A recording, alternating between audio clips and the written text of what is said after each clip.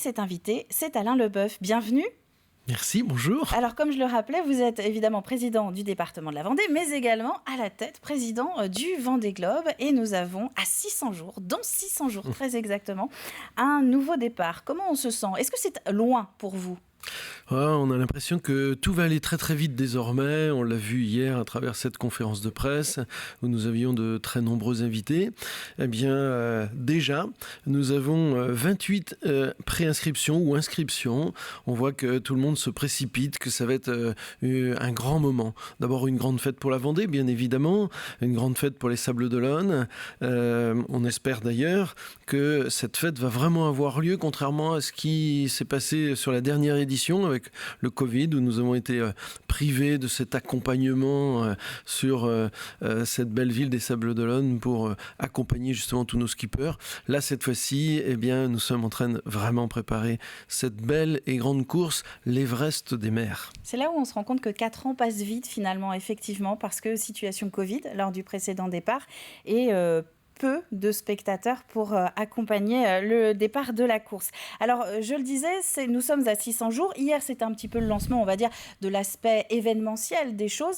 Mais la course, elle ne se termine jamais, aussi bien pour l'équipe de direction ainsi que pour les skippers. Oui, tout à fait. Et puis, nous venons de passer une nouvelle étape au niveau de notre SEM Vendée Globe, puisque c'est vrai que nous remarquions cette idée d'une course tous les 4 ans. Et donc, nous progressons. Et dans le processus de qualification, nous avons ajouté 2 autres courses. Et donc, désormais, la SEM Vendée Globe organise 3 courses entre chaque Vendée Globe, c'est-à-dire une première course qualificative qui a été réalisée au printemps l'année dernière, c'est la Vendée Article les Sables d'Olonne. Et puis j'annonçais hier cette deuxième course avant le Vendée Globe, dernière course qualificative qui partira le 28 mai de New York pour arriver aux Sables d'Olonne vers le 7-8 juin. Je donne déjà rendez-vous aux Vendéens, aux Français de manière générale, aux Sables d'Olonne sur ce week-end. Ce sera la dernière course qualificative qui va nous permettre, eh bien, à la fin du mois de juin, de définir un classement. Et c'est à partir de ce classement eh bien, que nous serons ceux qui vont pouvoir prendre la ligne de départ le 10 novembre 2024. Oui, parce que c'est pas forcément simple de comprendre justement comment on s'inscrit à ce Vendée Globe. Ce qui est sûr, c'est qu'il y a de plus en plus de prétendants, il y a de plus en plus de navigateurs qui souhaitent participer, mais vous, à l'inverse, il y a un nombre de places limite. En fait, c'est vrai que c'est l'engouement. Le Vendée Globe est quand même cette course mythique autour du monde qui fait rêver. Très concrètement, on l'a vu une fois de plus sur l'édition précédente. Et donc, on a de plus en plus de skippers qui ont envie de se tester, qui ont envie de se mesurer. Et puis aussi des sponsors qui ont compris que c'était une course qui permettait de faire parler, de leurs entreprises.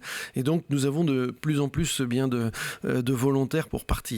Alors concrètement, on ne peut pas faire comme d'autres courses le font dans ces organisations-là. Nous avons quand même un impératif, c'est l'impératif de la sécurité.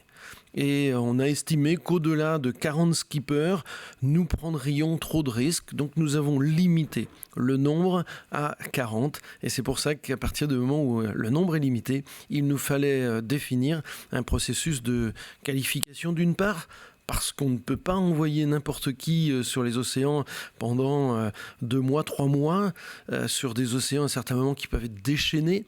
Donc on ne peut pas laisser, des débutants partir avec un IMOCA. Donc un processus de qualification. Et puis s'il y a trop de monde, un processus de sélection. Donc ce seront les 40 premiers qui pourront s'élancer le 10 novembre 2024. Alors, difficile, évidemment, vous en doutez, de ne pas évoquer le cas de Clarisse Kremer, son sponsor qui se retire, qui lui demande de ne pas prendre le départ. Est-ce qu'on peut revenir sur cette question et surtout nous expliquer où nous en sommes aujourd'hui? On a beaucoup évoqué ces dernières semaines la possibilité de ces fameuses wildcards, donc ces invitations. Qu'est-ce qu'il en est exactement ?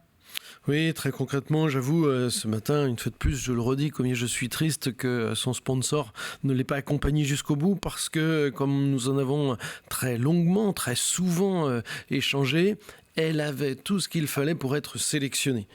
Donc le dossier est clos, il ne s'agit pas d'un problème de règlement, il s'agit d'un autre problème. Concrètement, je souhaite encore que Clarisse puisse prendre le départ. Il lui faudrait à ce moment-là trouver un autre bateau, trouver un autre sponsor.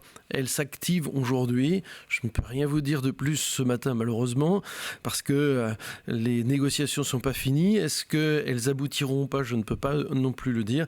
Mais je souhaite de tout cœur que cette femme qui a décidé d'être maman entre deux Vendée Globe puisse quand même prendre la ligne départ. On a vu que c'était une grande skippeuse. Elle est arrivée première de la dernière édition. Elle a même battu le record d'Hélène MacArthur. Donc on voit que c'est une grande dame des mers, j'ai envie de dire.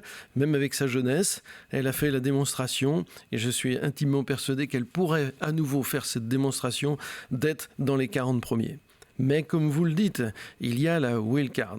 Et j'ai eu un certain nombre de pressions, très clairement, je le dis, de toutes parts, pour que je puisse l'attribuer avant l'heure. Cette wildcard, elle ne serait attribuée ou elle ne sera attribuée qu'au moment du processus de sélection, c'est-à-dire au mois de juin 2024. Et c'est là où nous verrions si Clarisse est 39e, eh bien, elle n'a pas besoin d'avoir, j'allais dire, un bonbon, une sucette qu'on lui donnerait. Elle aura fait la démonstration devant tout le monde que c'est grâce à son tempérament, c'est grâce à ses compétences. Et si toutefois elle était 41e et qu'on constate qu'elle a quelques milles de différence avec le 40e, on pourrait à ce moment-là considérer que la maternité a été ce qui ne lui a pas permis de faire ces derniers milles. Et à ce moment-là, elle coche toutes les cases pour que la wildcard lui soit attribuée. Donc les portes ne sont pas fermées, loin de là, concernant Clarisse Kremer. Une dernière question, il nous reste une petite minute.